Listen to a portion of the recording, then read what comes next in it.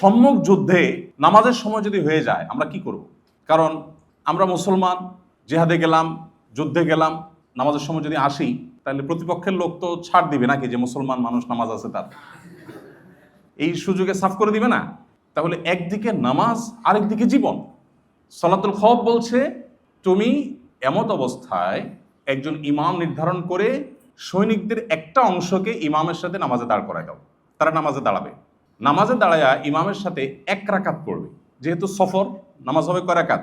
2 রাকাত।